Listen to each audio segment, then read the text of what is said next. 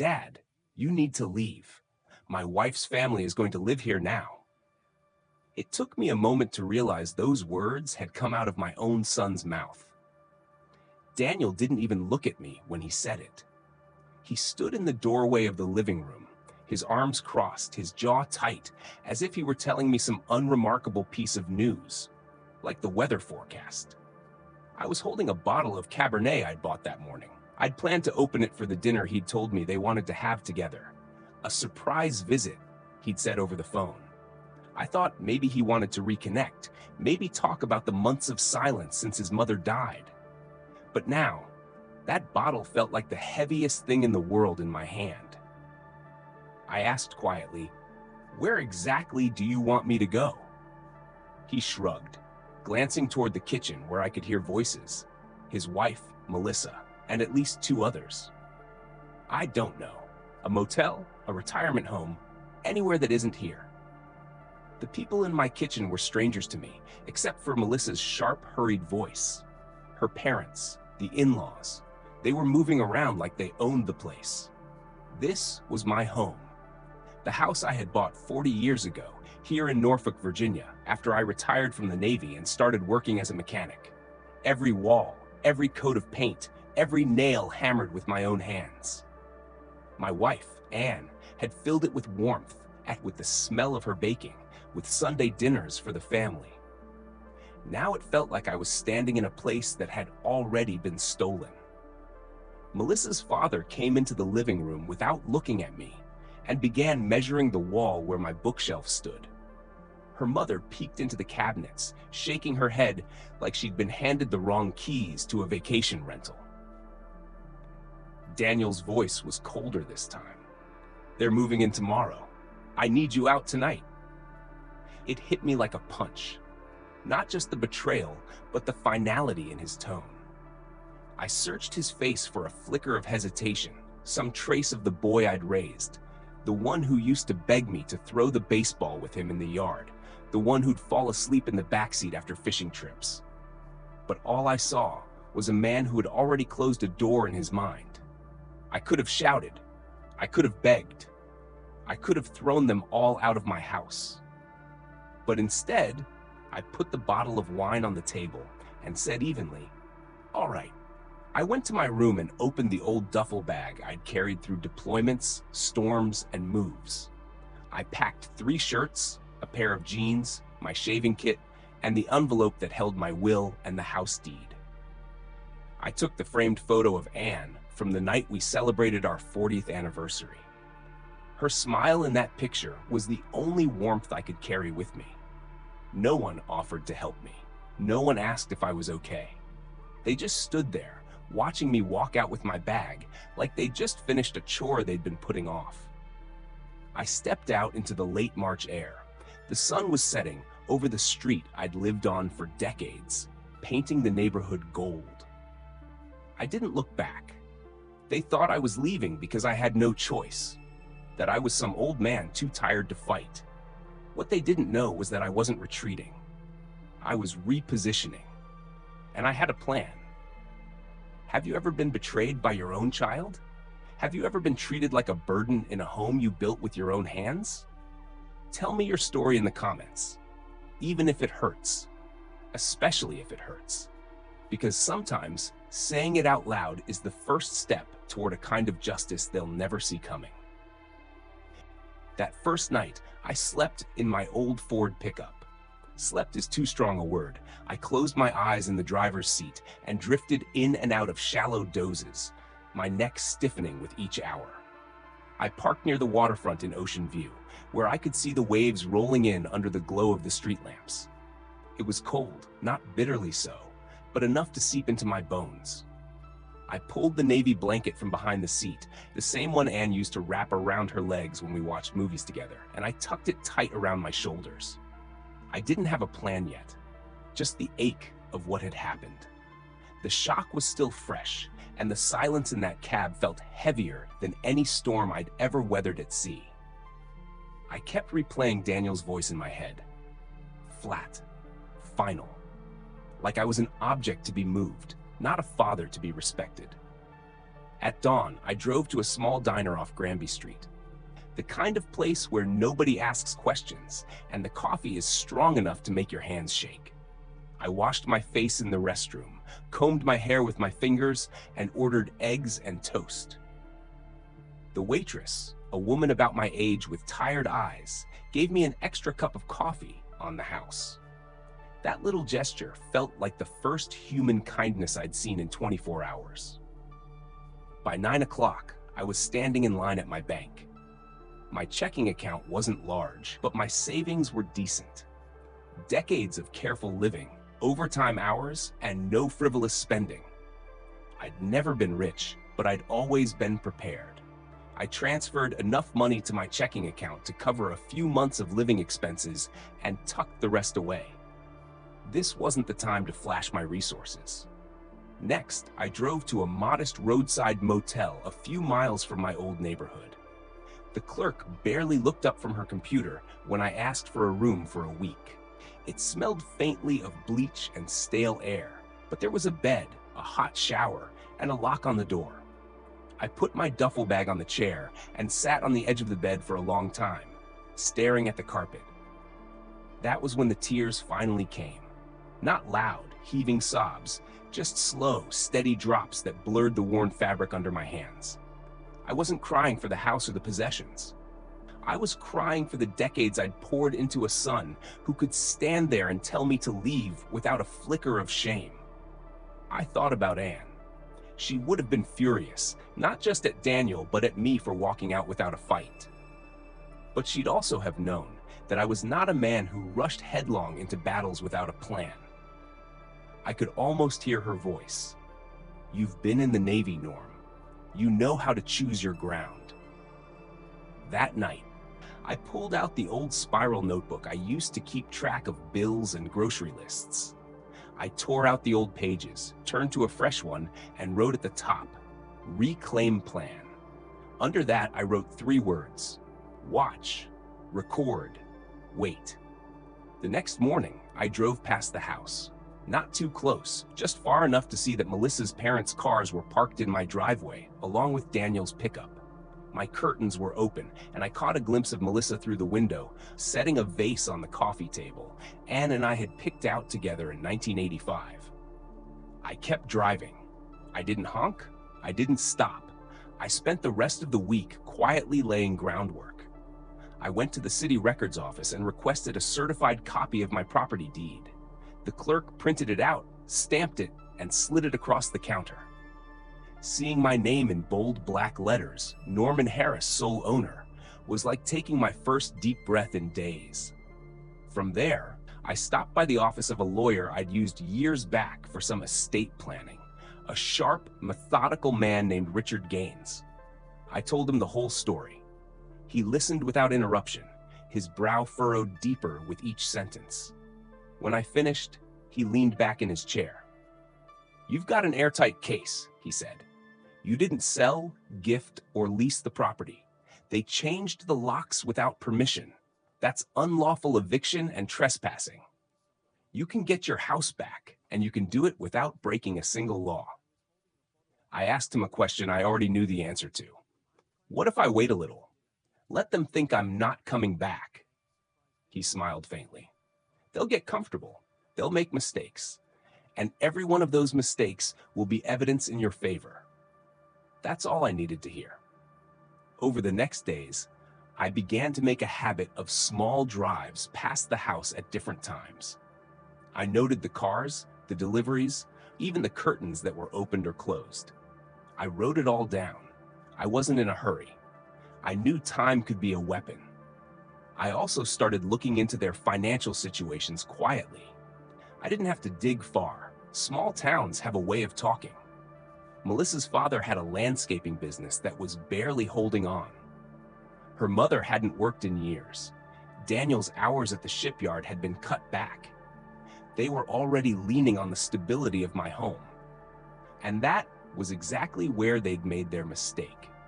They thought taking my house was the end of the story. They had no idea it was just the first chapter. By the second week, I knew the rhythms of my old house better than when I lived there. Morning coffee cups clinking around 7:30. Melissa's mother watering my front garden poorly around 9. Daniel leaving in his truck mid-morning, gone for hours, sometimes all day. Deliveries in the afternoon, usually groceries, sometimes packages big enough to be furniture. Lights out in the living room around 10 at night. They weren't trying to hide anything. Why would they? In their minds, I'd been pushed out and was gone for good. That was fine with me. I spent my mornings at the public library, digging into county databases. Public records are a quiet man's best friend. I found out Melissa's father, Carl, had been late on his property taxes 2 years in a row. There was a lien on one of his work trucks. He was still advertising his landscaping company online, but the reviews told a different story. Clients complaining about unfinished jobs and excuses. Melissa's mother, Joyce, had taken out a personal loan last year. The lender had already filed one notice of missed payment. They were treading water, and my house was their life raft. Daniel wasn't in better shape. A friend from the shipyard, who I'd known for years, told me Daniel had been written up twice in the past 3 months for leaving early and taking long breaks. "He's not the same guy he used to be," my friend said, lowering his voice. "Something's got him distracted or stupid." I didn't have to guess which. I started keeping a second notebook just for evidence. Photos from a distance, copies of tax records, notes on the comings and goings at the house. Not to build a criminal case, Richard Gaines would handle the legal fight, but to understand the weak spots. If you're going to knock down a wall, you find the cracks first. One afternoon, I decided to get closer. I parked 2 streets over and walked the long way around, ending up near the backyard fence. I could see my old shed, the one I'd built myself, now half covered in peeling paint and stacked with junk that wasn't mine. A plastic playset sat in the middle of my lawn, bright red and yellow, sticking out like a wound. And then I saw it. Daniel out back, talking to a woman I didn't recognize. Not Melissa. Younger, with dark hair pulled back in a ponytail, wearing jeans and a windbreaker. They stood closer than strangers do. She laughed at something he said, touched his arm. He didn't pull away. I didn't take a picture. Not yet. I just stood there, letting the scene burn itself into my memory. That night in the motel room, I thought about Anne again. I imagined telling her about what I'd seen. She'd shake her head slowly, lips pressed tight, the way she used to when she knew something ugly was about to unfold. "You can't fix people like that, Norm," she would have said, "but you can make damn sure they can't break you." I added a new section to the notebook, personal leverage. Under it, I wrote Daniel's name and one line, "Not loyal at home." The next morning, I bought a used camera from a pawn shop downtown. Nothing fancy, but it had a good zoom lens. I paid cash, no receipts, no trail.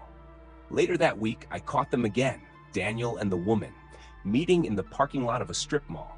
She handed him something small, maybe a key or a note. He leaned in, kissed her cheek, then her lips. This time, I raised the camera and took 3 clean shots. I didn't feel triumphant, just steady. Each piece of information was another brick I was setting in place, another step toward reclaiming what was mine. They thought I was gone, invisible. But the truth was, I was right there, watching, writing, waiting. And when the time came, I wouldn't knock on that door with my fists. I'd walk in with the law at my side, and every crack in their walls ready to give way. By the 3rd week, I had enough to know this wasn't just a family dispute anymore. It was a structural collapse waiting to happen. All I needed to do was stand in the right place when it fell. I spent a morning in Richard Gaines' office, sliding my notebooks and printed photos across his desk. He went through them page by page, occasionally nodding or raising an eyebrow. When he finished, he leaned back in his chair. "You've got a solid chain of evidence," he said. "Property title in your name, unlawful eviction, use of your personal property without consent, financial instability on their side, and now personal conduct issues. This is more than enough to get you back in the house. We can file today." I shook my head. Not yet. Let them think I'm still licking my wounds. Every week they stay, they'll dig themselves deeper. I want them off balance when they realize the law's already moving. Richard smiled in that slow, lawyerly way. All right, Norm, but the moment you give the word, we'll set it in motion. That afternoon, I made my way to the Norfolk Circuit Court clerk's office. I requested official certified copies of my property deed, past tax receipts, and proof of continuous payment on utilities, all in my name. The clerk, a young guy with a polite drawl, stamped each document and slid them across the counter. Back at the motel, I spread everything out on the desk. Legal documents on the left, financial records in the middle, photographs and personal notes on the right. It looked less like a pile of papers and more like a blueprint. And that's how I saw it. This wasn't revenge. This was a construction project. I was rebuilding my life, starting with the foundation of truth. The next day, I paid a visit to the Norfolk Police Department, not to file a criminal complaint yet, but to ask about procedure. The desk sergeant, a stocky man with a calm voice, explained the process for unlawful eviction cases in Virginia. I listened carefully, taking notes. Long as you've got proof you own the property and didn't give them permission to stay, he said, the courts can order them out, and if they don't leave, the sheriff's office handles the rest. Hearing it laid out, that simply was like a breath of clean air. It wasn't just possible to get my house back. It was inevitable. I kept my daily watch from a distance. More packages arrived at my address. Furniture, electronics, kitchen appliances. I noted each one. Daniel's truck often left mid-morning and didn't return until late, sometimes after midnight.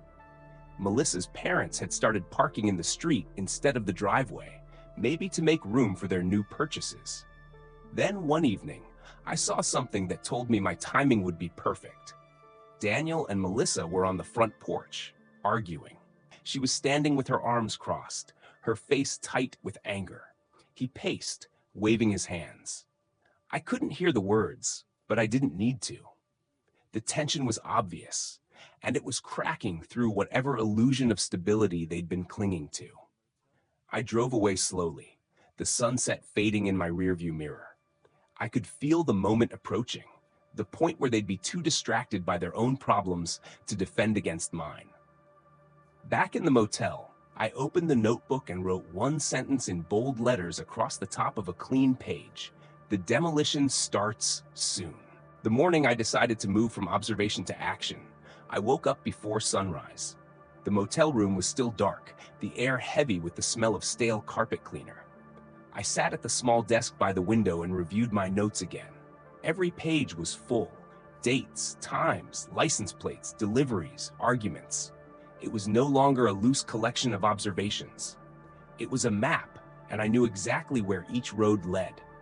By 8 o'clock, I was sitting across from Richard Gaines in his office.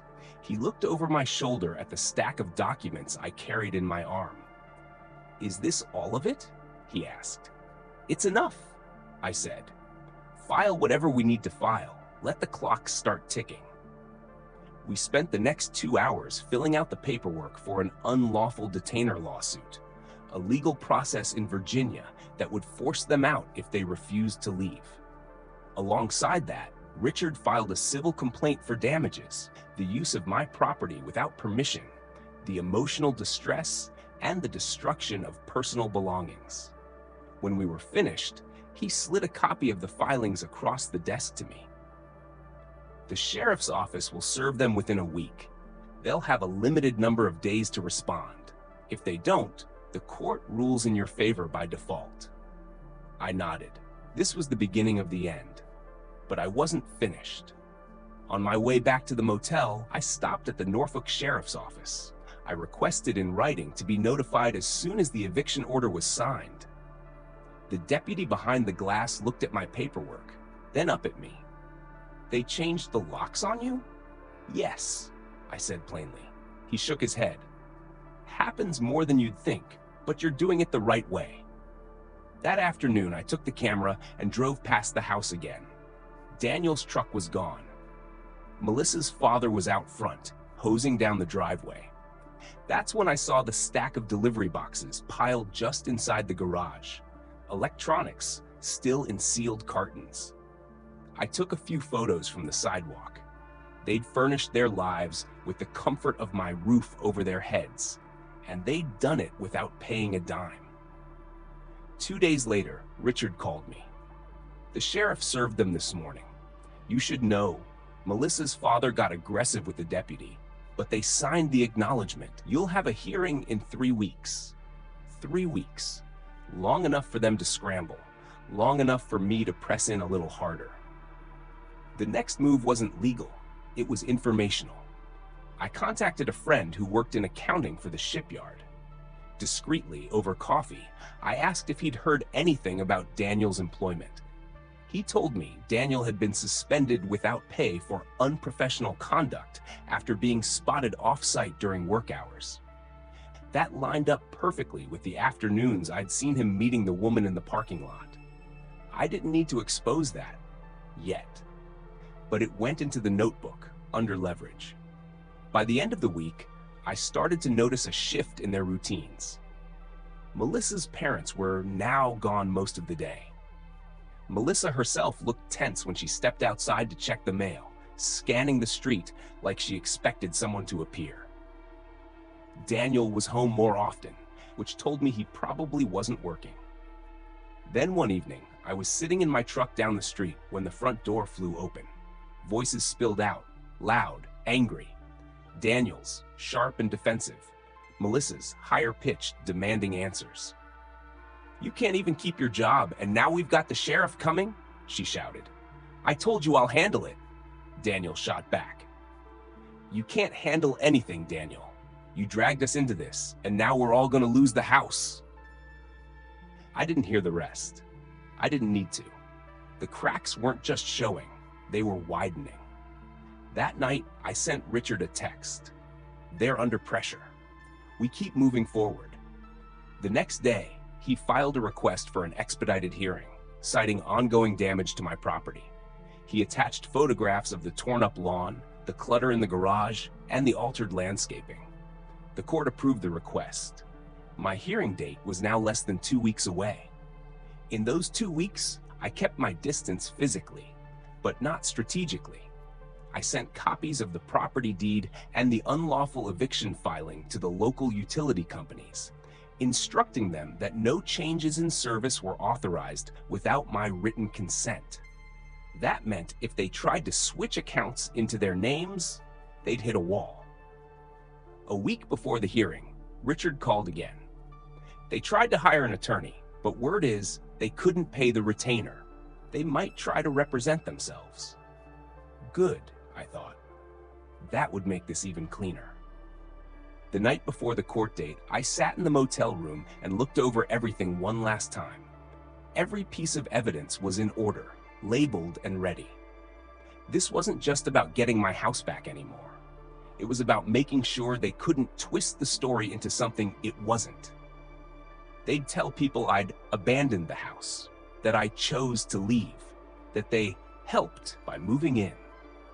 But the truth was about to be spoken in a courtroom, under oath, where their stories couldn't hide behind closed doors. And when the gavel came down, I knew exactly where I'd be the next morning, standing on my porch in Norfolk, keys in hand, walking back into the home they thought they'd taken for good. The morning of the hearing, I woke up before the alarm.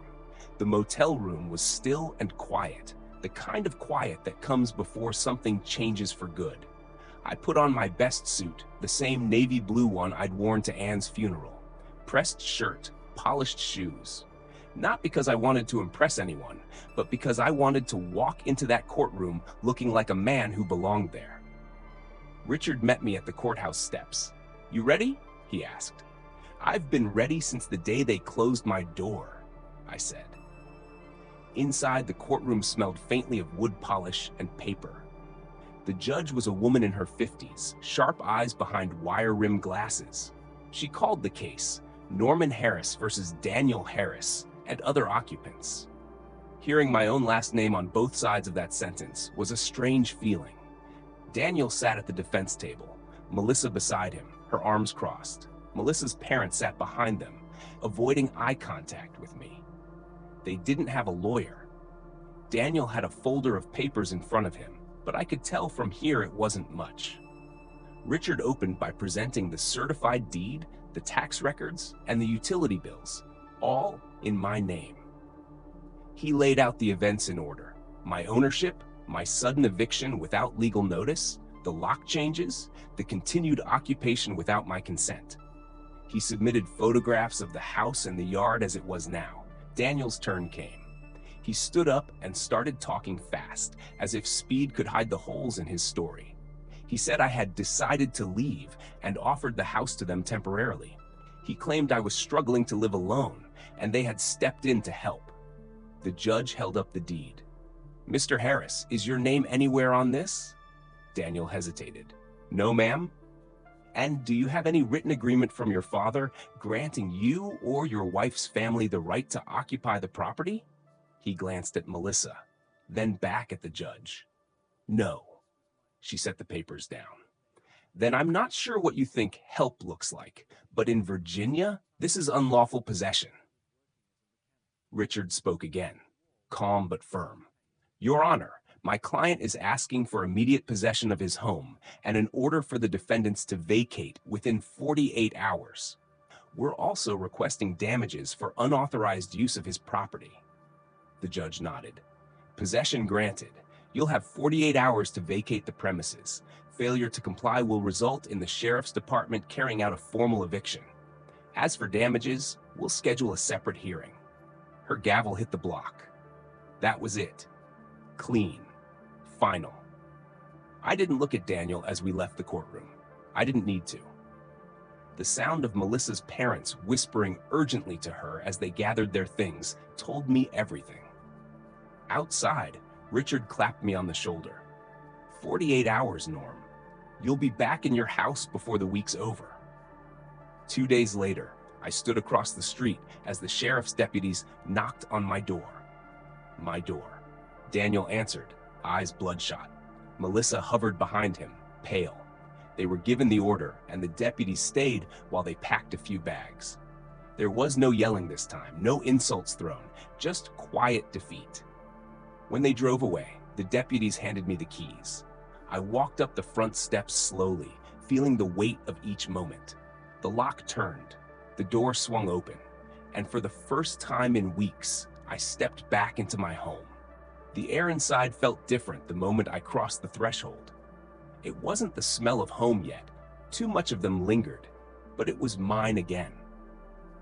I closed the door behind me and leaned against it for a second, letting the quiet settle. The living room was cluttered with things I didn't recognize. A flat-screen TV I'd never seen before, plastic storage bins stacked in the corner, and a cheap coffee table where my solid oak one used to stand. My bookshelves had been pushed against another wall, half empty, some of my books missing entirely. I walked into the kitchen. My cast iron skillet was still on the stove, but my good silverware was gone. The cabinets were crowded with discount brand plates and mugs, the kind you buy in a rush at a big box store. My refrigerator was sticky inside, crammed with takeout containers and expired milk. It wasn't anger I felt. It was something colder, steadier. This was evidence of the life they'd lived in my home, as if it were nothing more than a temporary stop. And now it was over. I went room to room, taking inventory. My bedroom was mostly untouched, except for a pile of unfolded laundry on the chair and a faint smell of cologne that wasn't mine. In the guest room, Melissa's parents had left a heap of blankets on the bed, along with a framed photo of themselves. I didn't touch it. The yard was worse. The garden Anne had loved was trampled, flower beds choked with weeds. The shed door hung crooked on one hinge, and the tools inside were scattered and rusting. My lawnmower was gone. I spent the rest of that day clearing out what they'd left behind. Bag after bag went to the curb. The more I removed, the more the house seemed to breathe again. By evening, I was exhausted. But I stayed up late walking through the rooms, touching the walls, the window frames, the door handles. I wanted to remind myself this wasn't just a structure. It was my history. Anne and I had built a life here. Every scratch on the floor, every nail in the wall had a story. The next morning, I changed the locks. I had the locksmith rekey every door and add deadbolts where there hadn't been any before. Then I called the utility companies to confirm that all accounts remained in my name and to report any unauthorized changes. By noon, I sat at the kitchen table with a cup of coffee, looking out at the yard. It would take weeks to get it back the way it was, but I wasn't in a hurry. I had time. The house was mine again, and this time, I'd guard it like I should have from the start. Later that week, I got a letter in the mail. No return address, but I knew the handwriting. Dad, I know I don't deserve for you to read this. I can't explain what I did, except to say I thought I was doing what was best for my family. I see now it was selfish and wrong. I'm sorry. I don't expect forgiveness. Daniel. I read it twice. Then I set it on the table and left it there. I didn't know if I'd ever respond. Some wounds don't heal with words. That night, I sat in the living room with the lights low, the house quiet except for the creak of the old floorboards. For the first time in a long time, I felt steady. Not happy, not triumphant, just steady. And sometimes that's all a man needs. In the weeks after taking the house back, life settled into a rhythm. Not the same as before. Too much had changed for that, but a rhythm all the same. Mornings started early, with the smell of fresh coffee and sunlight creeping across the kitchen floor. I'd open the windows, let the air move through the rooms, and feel the place slowly start to belong to me again. Most of the damage was fixable. The garden was the first thing I tackled. I pulled weeds until my hands ached, unearthed the edges of flower beds Anne had designed, and replanted the hydrangeas she loved. I could almost hear her voice teasing me for planting them crooked, just like I used to. Inside, I worked room by room, scrubbing the walls, hauling out what they'd left behind, setting my own things back where they belonged. I found some of my books stacked in a closet, spines bent, pages marked with stains, but they were still mine. My photo albums had been shoved into a box under the bed. The pages were wrinkled from humidity, but none were missing. That felt like a small victory. I didn't hear from Daniel again, but I did hear whispers from the neighbors. People I'd known for decades would stop me on the sidewalk, tell me they were glad I was back. A few admitted they'd believed the story that I'd moved out by choice. They said they didn't know what really happened. I didn't bother explaining. I just nodded. Then, one Saturday afternoon, someone knocked on the door. It was my grandson, Tyler. He stood there awkwardly, hands in his pockets. He looked older than the last time I'd seen him, maybe from the weight of what he'd witnessed. "Can I come in, Grandpa?" he asked. We sat at the kitchen table. He didn't touch the coffee I poured for him. "I knew it wasn't right," he said finally. "I should have said something. I just didn't know how." I looked at him, really looked at him. He was young, but his eyes carried a shadow that wasn't from his own mistakes. "You can't change what happened," I told him, "but you can decide who you're going to be from here on out." He nodded, staring at the tabletop. When he left, he hugged me, tight, like he was trying to say everything he couldn't put into words. That night, I found myself thinking about how easy it is for people to rewrite a story when the one who knows the truth is gone. If I'd walked away quietly, Daniel's version would have been the only one that remained. But I hadn't walked away. I'd come back, piece by piece, until the truth stood here in brick and wood and the quiet sound of a house breathing again. And in that quiet, I realized something. I didn't need the past to be the same as it was. I just needed to know it was still mine. Spring came early to Norfolk that year. The days warmed, the air smelled faintly of salt from the bay, and the sunlight through the kitchen window felt softer somehow. I found myself sitting at the table in the mornings longer than I used to, sipping coffee, letting the quiet stretch. The house no longer felt tainted. It had taken weeks of work, scrubbing, repainting, putting each object back in its rightful place. But now the rooms carried my presence again. I'd replaced the locks, fixed the shed door, and planted new grass where the yard had been torn up. The hydrangeas out front were starting to bloom. I didn't think much about Daniel anymore. He hadn't tried to call again. Word around the neighborhood was that he and Melissa had split, that her parents had gone back to North Carolina. I didn't wish them harm, but I didn't waste sympathy on them either. Life has a way of settling its own accounts. What stayed with me wasn't the anger. It was the lesson. I'd spent a lifetime believing that family would protect you because you'd protected them. I learned instead that protection comes from yourself first. Every now and then, my grandson Tyler would stop by. He'd help me haul bags of mulch from the truck or fix something in the garage. He didn't talk about his father. I didn't ask. But each time he left, he'd shake my hand firmly, look me in the eye, and say, "See you soon, Grandpa." That was enough. I started hosting small Sunday lunches again.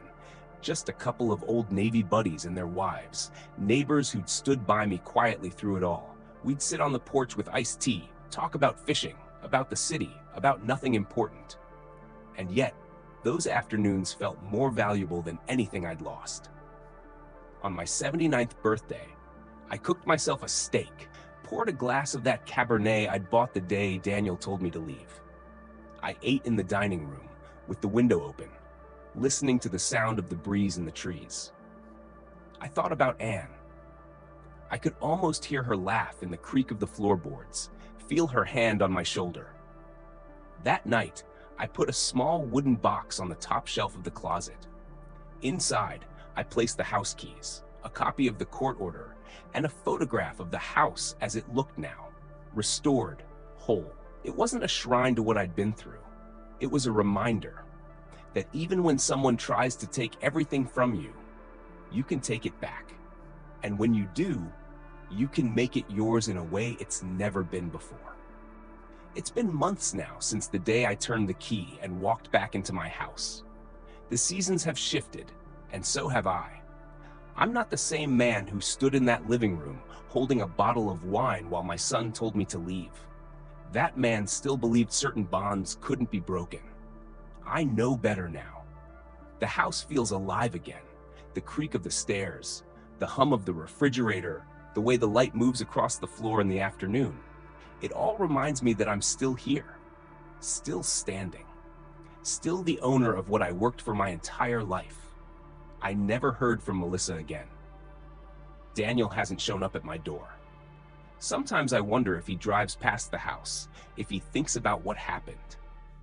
I don't wish him misery, but I do hope he remembers that day in court, the moment the judge told him, in front of strangers, that what he'd done was wrong. Tyler comes by once in a while. He always knocks before stepping in, always offers to help.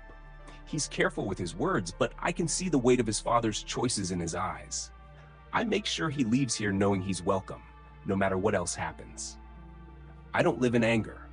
I don't need to. The truth did the work for me. I got my home back legally, openly, without lowering myself to their level.